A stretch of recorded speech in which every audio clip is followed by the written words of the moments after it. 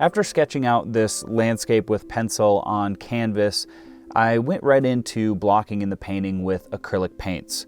So I like to use acrylics, and I also like to start with a white background rather than toning my canvas, and I pretty much sort of actively wash the canvas or block it in.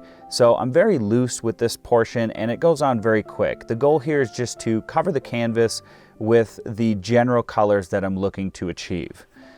And once that's finished, I sort of go back in with a second layer of acrylics, and this is really kind of a refining stage of the underpainting. And I like to use acrylics for this reason because it allows me to make changes quickly, to make adjustments, or really just change directions overall. And I can do that easily with acrylics, and it's much more difficult for me to do it with oils. And so that's why I prefer to do an acrylic underpainting at the beginning.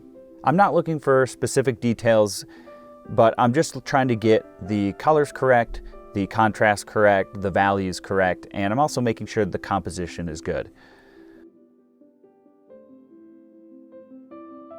So once I finish with that acrylic portion and I let it dry, I go right into oil paints.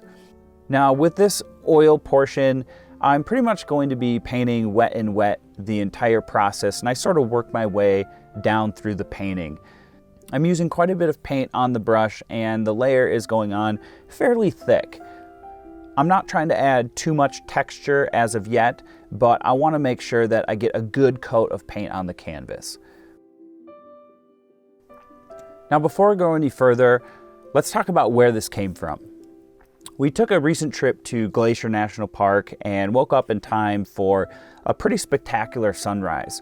I'd taken a lot of different photos and I sort of developed an idea for a larger studio painting. But before I went right into that, I wanted to do this smaller landscape study of the area just to familiarize myself with it. And so I chose this picture in particular because of the beautiful cloud formation above the mountain to the right and just the cool composition I thought I could come up with. So that pretty much led us to where we are now. I used some of my round blender brush to create the smooth blends in the sky, and pretty much throughout this entire process I sort of use the same brushes. For the sky I use the angular brush, the round blender. For the mountain here I use the same angular brush, and then I started to incorporate a little bit of my small round brush as well as this dagger striper brush. And between the angular, the dagger brush, and the small round brush, that's pretty much what I stuck with through the entire portion of this foreground and the midground area as well as the mountain. The process of creating the mountain was really just about trying to create a lot of small intricate textures. I was trying to be very careful with where I added these textures so that I didn't reshape the mountain in such a way where it didn't look quite right. So I went very slow throughout this process. It took a very long time, but the actual technique itself was pretty simple. I went from sort of that dark magenta color to that darker blue color, and then the shadows, all using the same two brushes, the small round brush and the dagger striper. And I really just was patting on these textures, spotting them on, speckling them on, just manipulating that brush any way that I could to achieve those small, delicate details. I saved the brighter highlights and the brighter snow for last, which is what I'll talk about here in a few minutes when I get to the foreground. But you can see I just went back and forth, over and over and over, just trying to add as much texture as I could. There's a lot of cracks in these rocks, a lot of very small formations when viewed at a distance. And so I wanted to try and capture that to really create something that was sort of eye-catching.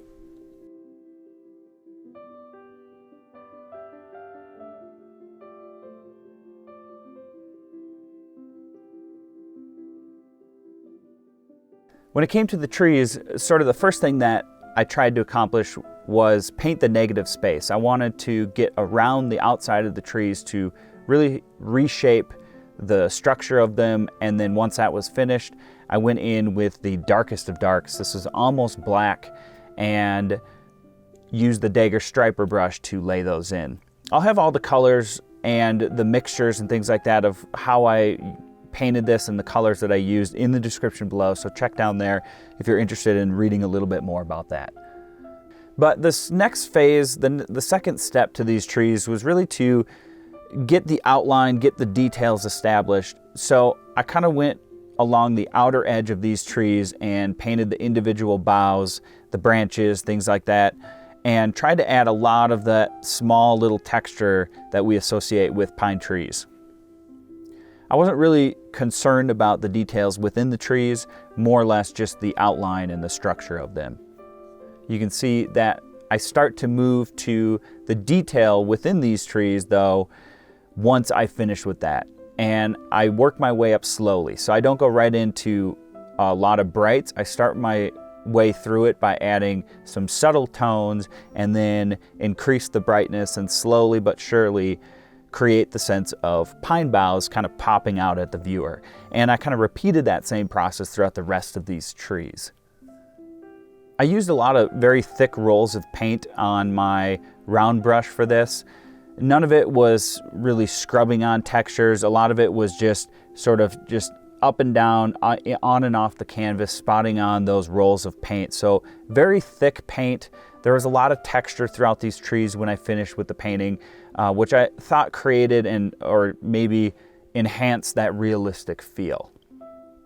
So thick paint, a lot of color, and I just kind of go back and forth from, the subtle greens and yellows to the dark areas until I'm happy with it.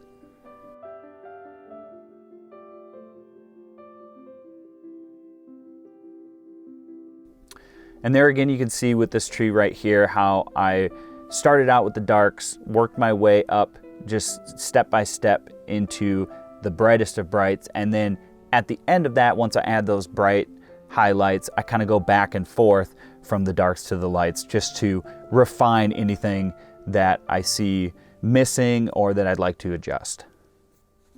And then finally, once I'm pretty satisfied overall, I'll go in and add a few extra highlights, probably the brightest highlights yet, just to kind of finish off the trees.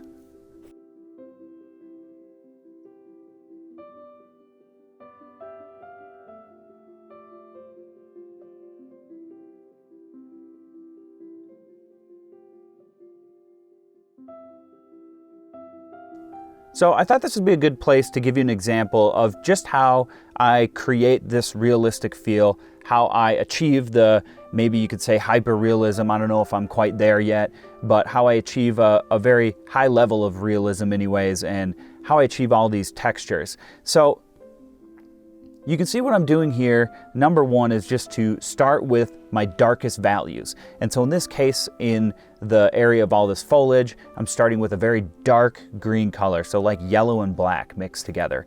And I'm just trying to get all of that on there. Now keep in mind that I'm doing pretty much everything here wet and wet. So this is kind of all one painting session to begin with. And once I have that nice wet layer of dark green, dark yellow paint on, I basically add more yellow and a little bit of white to create kind of a mid-range value, so this medium green tone.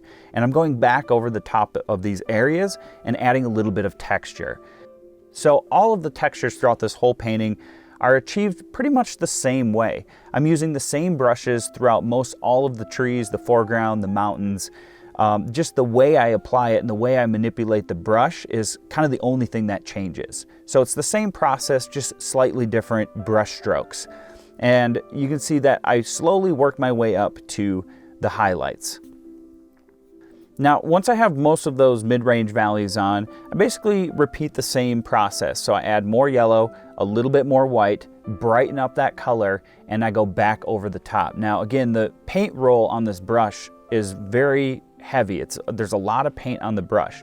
It's a small brush, so you don't see a lot going on there, but there's a lot of paint on the brush, and so when I apply it to the already wet paint, it really rolls on right over the top with ease. So I don't get a lot of these colors mixing together because I'm painting so thick, at least on a smaller scale, that is. And I think that the other big thing here with realism is just having patience. It's easy to try and rush things, to try and take shortcuts, but if you want things to look very attractive and detailed and realistic, all that great stuff, it's going to take a lot of time. It's going to take a lot of effort, and I tend to have a difficult time using anything but these small brushes when trying to achieve the effect that I'm after. You can take a few shortcuts by using maybe some fan brushes, some brushes that are frayed, things like that, to add some details quickly, but at the end of the day, there are no shortcuts. So having the patience and doing it the right way is probably the biggest deal when creating realism. So you can see after I get kind of those lighter colored greens on, I've moved to adding some flowers and forbs. So this is more like white and yellow mixed together, and I'm just speckling on some ideas of flowers. Here's another one, a brighter yellow plant.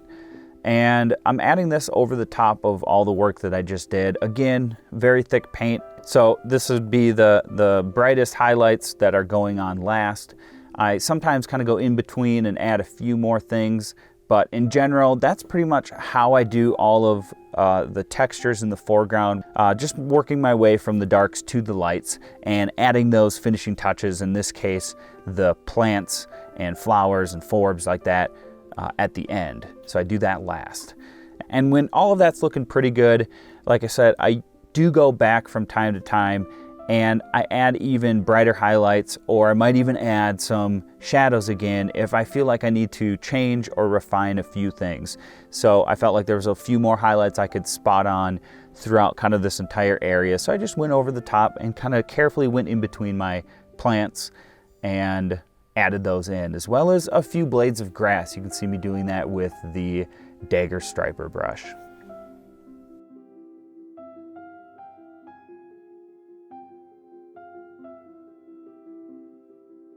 So then, keeping all that in mind, when I move on to the path and the rocks to the right, you can notice that I pretty much take the same approach. I'm using the same brushes, and I'm just trying to start from those darker shadows down low, working my way up the path, adding texture, and then I'll add highlights near the end. And I pretty much do that with all of these rocks, with all of these little grasses. I just can't stress that enough, how repetitive this whole process is throughout the entire foreground, whether that's with the trees, the grass, or the rocks. A lot of time went into this path, especially in these little pebbles and rocks and things to the right. I didn't necessarily paint the rocks wet and wet, as they required a little bit different type of layering. Even though it was the same process, I sort of had to let some things dry before I could add some of the final details. So this process about right here is all wet and wet up until this point. And then when you see me add some brighter highlights to the path, as well as some of those other larger boulders, that would have been after I let it all dry to go back and add those highlights.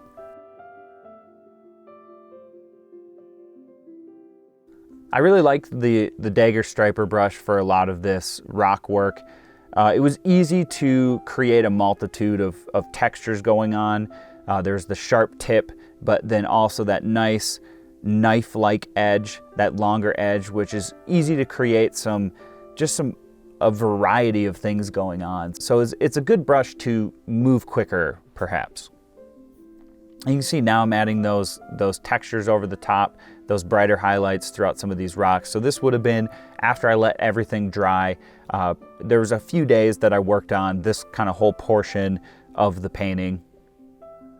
But again, if you were to watch my How to Paint Rocks video that I posted recently, that process is pretty much the same process for any of this that I've done today.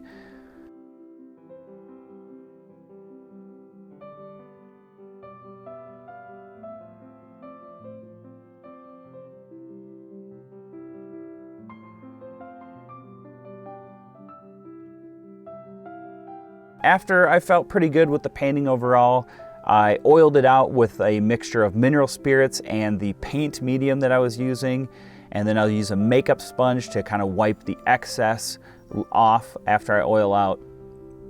And then that leaves me a little time to add a few extra details near the end, just maybe some glazes, just a couple things going on. And after that was finished, I was ready to sign the painting, and that was pretty much it. Overall, I'm just super thrilled with how this painting came out. I feel a lot more prepared to tackle the big painting that I'd like to do from this area. I'm actually going to do 2 large paintings from my experience at Glacier. And so this one was, although not necessarily easy, it was sort of a warm-up to prepare myself for what's to come. So I hope you guys enjoyed. Thanks so much for watching. We'll see you next time.